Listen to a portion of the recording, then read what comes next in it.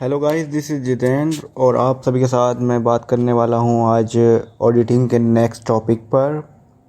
ये ऑडिटिंग की जो सीरीज़ आप सभी के साथ मैं शेयर कर रहा हूं, ये सभी one of the most important question है और आप सभी को एग्ज़ाम में देखने के लिए ज़रूर मिल सकते हैं। तो आप इन क्वेश्चनों को सुन करके भी अगर एग्ज़ाम में जाते हैं तो आप 60 से 70% जो है अपना पेपर बहुत ही अच्छे से अटेम्प्ट कर पाएंगे। आज का जो इम्पोर्टेंट क्वेश्चन है या टॉपिक है वो समझ लीजिए आप, ऑडिटिंग प्रोग्राम। आज हम ऑडिटिंग प्रोग्राम के बारे में पूरा जानेंगे और साथ ही साथ हम ऑडिटिंग प्रोग्राम से रिलेटेड सारी की सारी जो इन्फॉर्मेशन है वो कलेक्ट कर लेंगे इस वीडियो के थ्रू। तो चलते हैं। Auditing program is a planning of auditor how to audit. यानी बेसिकली बात करें तो सबसे पहले अगर कोई काम आपको करना है तो उसके लिए आपको एक प्लानिंग बनाएंगे और उस प्लानिंग में आप सभी वो चीज़ें शामिल करेंगे कि हमें किस तरह से अपने लक्ष्य तक पहुंचना है। ऐसी एक ऑडिटर होता है जिसका मेन काम क्या है, ऑडिटिंग करना है। तो वो किस तरह से स्टाफ को यूज़ करता है, किस तरह से वो उन सभी काम को करता है जिससे वो ऑडिटिंग की फाइनल रिपोर्ट सबमिट कर सके। तो ये है ऑडिटिंग प्रोग्राम। इस ऑडिटिंग प्रोग्राम में आप सभी को मैं एक एग्जांपल दे करके बात समझाने की कोशिश करूं तो एज ए बिल्डर और मैसन, ये जो जितने भी बिल्डिंग वगैरह बनाने वाले जो राज मिस्त्री होते हैं, उनके पास क्या होता है आज के टाइम में बिल्डिंग बनाने के लिए एक मैप दिया होता है। वो मैप के हिसाब से काम करते हैं। ऐसी जो है ऑडिटिंग प्रोग्राम भी क्या है, एक ऑडिटर का एक मैप है। उसको किस तरह से काम करते हुए आगे बढ़ना है वो सभी चीज़ें ऑडिटिंग प्रोग्राम में शामिल की जाती है। ठीक है। इससे क्या होता है, इससे एक कंसिस्टेंसी रहती है और एक जो है क्लियरिटी रहती है अपने वर्क में। साथ ही साथ हमें अपना परफॉर्मेंस जो है दिखाई देता रहता है कि हम कितना टारगेट अभी अचीव कर पाए हैं या हम ऑडिटिंग के किस लेवल पे पहुंच चुके हैं। तो बात करते हैं कि एक ऑडिटिंग प्रोग्राम को किस तरह से अच्छा बनाया जाए। तो करेक्टरिस्टिक्स ऑफ ऑडिटिंग प्रोग्राम या करेक्टरिस्टिक्स का मतलब है विशेषताएं।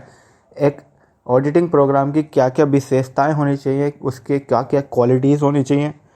तो फॉलोइंग्स आर द क्वालिटीज़ और characteristics of auditing program. Clarity, यानी कि ऑडिटिंग प्रोग्राम बिल्कुल क्लियर होना चाहिए, उसमें सब कुछ क्लियर हो और साथ ही साथ ये सभी चीज़ें क्लियर हो कि किस बंदे का क्या काम है। पूरा ओवरऑल सभी को एंगेज करते हुए उस प्रोग्राम को बनाया जाना चाहिए।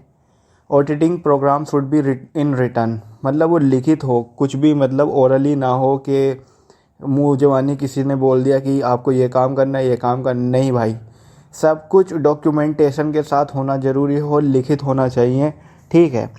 Auditing program should B elastic, यानी कि लोचदार होना चाहिए, मतलब उसमें कहीं ना कहीं थोड़ी सी लचक होनी चाहिए, फ्लेक्सिबल होना चाहिए वो, जिससे अगर हम कहीं पर भी थोड़े से वीक पड़ जाते हैं तो हम दूसरे सेक्शन में जाके उसको अपने काम को जो है बहुत अच्छे से कर पाएँ। यानी कि एक सेक्शन में अगर हम कमज़ोर दिखाई दे जाए तो हम दूसरे सेक्शन में अपनी कमज़ोरियों को दूर कर सके ऑडिटिंग प्रोग्राम के थ्रू।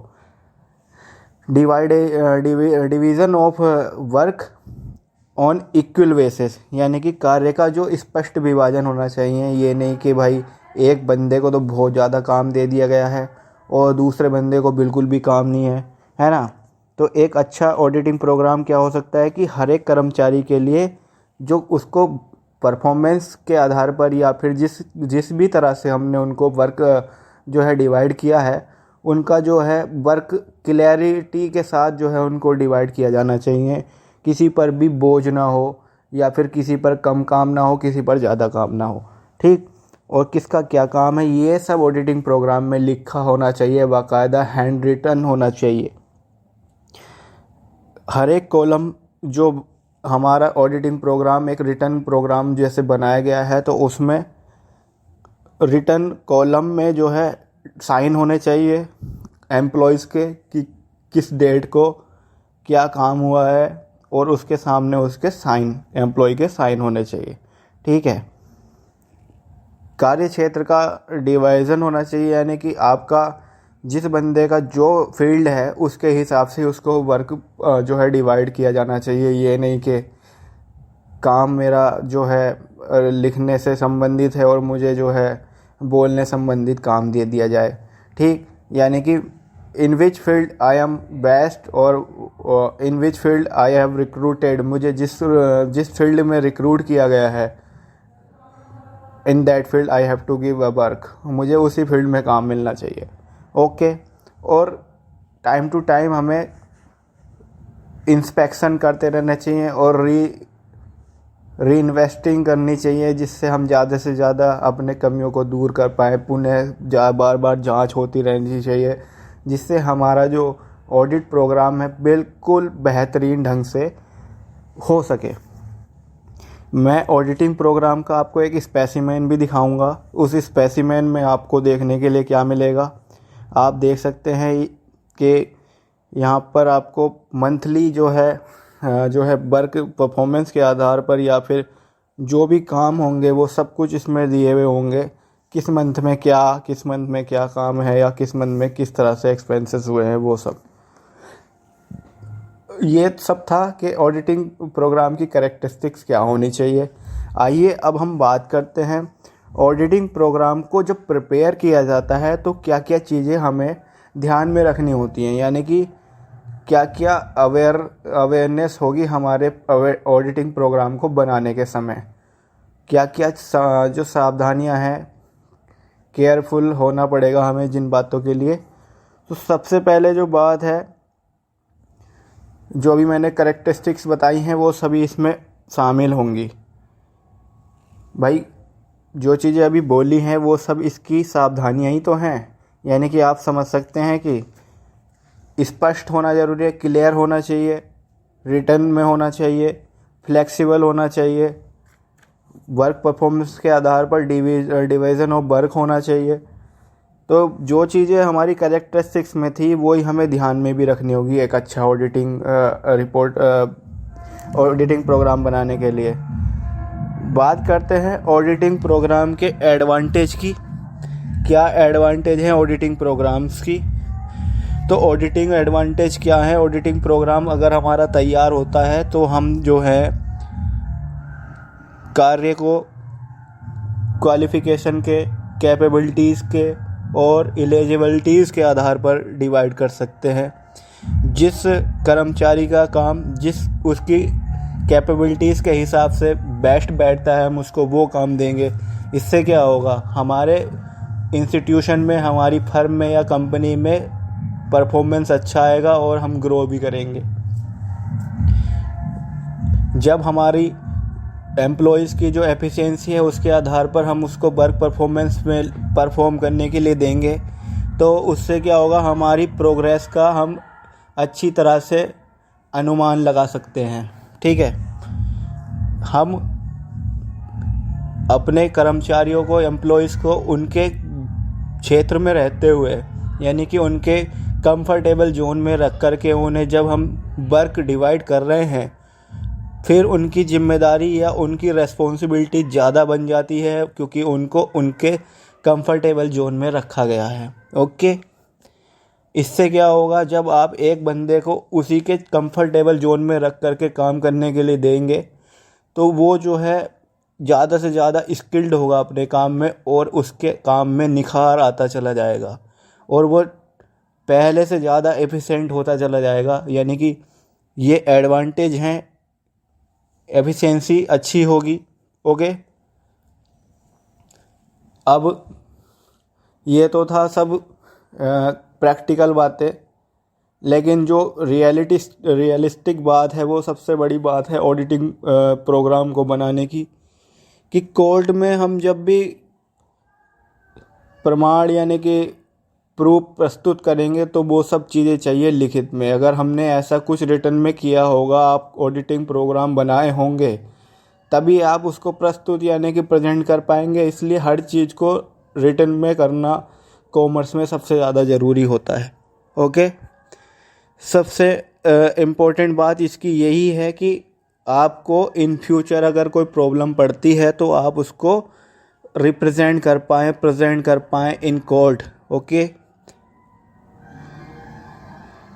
जब आप एक प्रोग्राम तैयार कर लेते हैं किसी भी चीज़ का, जब आप जैसे आपकी शादी है, आपके घर में शादी है, शादी होने से पहले आप सारी की सारी मैनेजमेंट प्रोग्राम जो है तैयार कर लेते हैं कि किस तरह से हमें काम को करना है और किस बंदे का काम क्या, और जब उसको अपना काम मिल जाएगा यानी कि तो वो आपका जो आपका फंक्शन है वो बेहतरीन ढंग से पास पूरा अच्छी तरह से हो जाएगा। इसी तरह से जब हमारा ऑडिटिंग प्रोग्राम तैयार हो जाता है और हम उसके अकॉर्डिंग काम करते हैं, तब हम जब फाइनल रिपोर्ट सबमिट करने के लिए बहुत ही ईजीली रेडी होंगे, यानी कि हमारी ऑडिटिंग की जो फाइनल स्टेज होगी वो बहुत ही आसानी से तैयार हो जाएगी।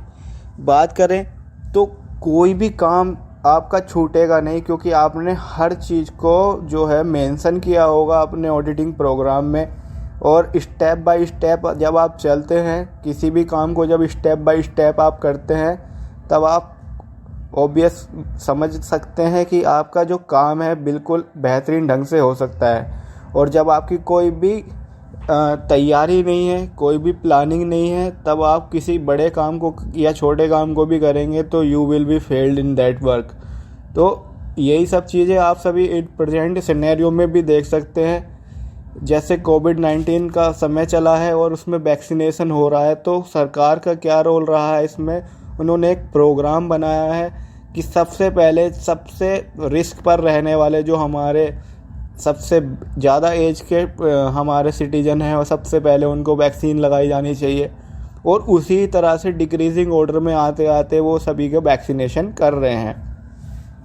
बात करें कोविड-19 की, तो प्लीज़ आप सभी इतना पैनिक ना होइए और अपने सेफ्टी के लिए मास्क और सैनिटाइज़र के साथ 2 गज की दूरी बना करके रखिए, क्योंकि 2 गज की दूरी और मास्क है ज़रूरी, आप सभी जानते ही हैं। ठीक है, ये था ऑडिटिंग प्रोग्राम के एडवांटेज। और अभी बात करें हम ऑडिटिंग प्रोग्राम के डिसएडवांटेज की, तो आप सभी जानते ही है कि किसी भी चीज़ के 2 पहलू होते हैं। There are two faces of any coins. एक तरफ एडवांटेज है तो दूसरी तरफ डिसएडवांटेज होंगी ही। आपके कुछ मित्र हैं तो आपके शत्रु भी होंगे, और ऑब्वियस सी बात है, ये सभी कुछ भी इसमें झूठ बात है नहीं। ठीक है, तो ऑडिटिंग प्रोग्राम के क्या डिसएडवांटेज हो सकती हैं जो साइंटिफिकली देखी जाएं, तो इसमें जो जांच वाला काम है वो यंत्रवत होना, यानी कि कहना चाहिए इसमें सारी प्रोसेस जो है एकदम फोकस में रहती है, जिससे क्या होगा, कर्मचारियों में एक डर रहेगा उनके परफॉर्मेंस को लेके, तो वो कभी कभी पैनिक हो सकते हैं और अपनी गलतियां करके अपना काम को बिगाड़ सकते हैं, जिस तरह से आप लोग बाग कर रहे हैं, पैनिक हो रहे हैं। ठीक है, हो सकता है कि उसके नेचुरल इफ़ेक्ट में कमी आ जाए, और हो सकता है कि भाई जो एम्प्लॉयज़ हैं उनको जो हमें फ्लेक्सिबिलिटी देनी चाहिए थी वो फ्लेक्सिबिलिटी ना मिलने के कारण हो सकता है कि काम जो है हमारा ख़राब होने लगे। क्योंकि जब एक टारगेट आप सभी के साथ सामने हो जाता है तैयार, जैसे कि मुझे ही ले लीजिए आप, मेरे को ये है कि अगर मैंने पहले से ही मन बना लिया है कि मुझे 5 वीडियो पर डे बनानी ही बनानी है, तो यू कैन अंडरस्टैंड, हो सकता है कि वो 5 वीडियो बनाने के चक्कर में मैं सारी वीडियो ख़राब बना दूँ। अगर मेरा माइंड ये फोकस करे कि मुझे जो है वीडियो चाहे एक बने और बनानी है बेस्ट, तो हो सकता है कि मैं अच्छा कर पाऊँ। तो जहाँ पर टारगेट बेस्ड काम हो जाता है, कभी कभी वहाँ पर दिक्कतें हो जाती है। यहाँ पर क्या डिसएडवांटेज और हो सकती है, तो जब आपकी परफॉर्मेंस और आपकी एफिशिएंसी को देखा जाता है, यानी कि when you are judging with your performance of production, how much you are producing and how much you are giving, then your skill or your capabilities can be decreased, जब आपको प्रोडक्शन के मामले में या किसी चीज़ अन्य मैन्युफैक्चरिंग के मामले में जो है केवल और केवल आपके आउटपुट के आधार पर जज किया जा रहा हो, तो आपकी परफॉर्मेंस और आपकी स्किल डिक्रीज़ हो सकती है। वहाँ पर आपकी क्वालिटी जो है डिक्रीज़ हो सकती है। ठीक। और भाई साहब, सबसे इम्पोर्टेंट डिसएडवांटेज जो है इसका, आप सभी जानते ही हैं कि भाई जब एक ऑडिटिंग प्रोग्राम चलेगा लंबी तरह से पूरे साल भर चलता रहेगा, तो उसमें क्या होगा, जो पूरा सिस्टम है लगा रहेगा पूरे साल भर। और जब साल भर किसी चीज़ में आपको एक प्रोग्राम को लगा करके रखेंगे, तो वहाँ पर एक्सपेंसेस ज़्यादा होंगे। ऑडिटर पूरे साल आपके यहाँ काम करेगा, तो ऑडिटर पूरे साल का पैसा लगेगा उसका, और पूरे साल खर्च वगैरह ज़्यादा होंगे। तो ये एक एक्सपेंसिव सिस्टम है। ओवरऑल आप सभी ने जाना what is auditing program, what are the characteristics of auditing, and what are the important things that we have to be keep in mind to protect and to be a good auditing program। किसी तरह से हम अच्छे auditing programme को बना सकें।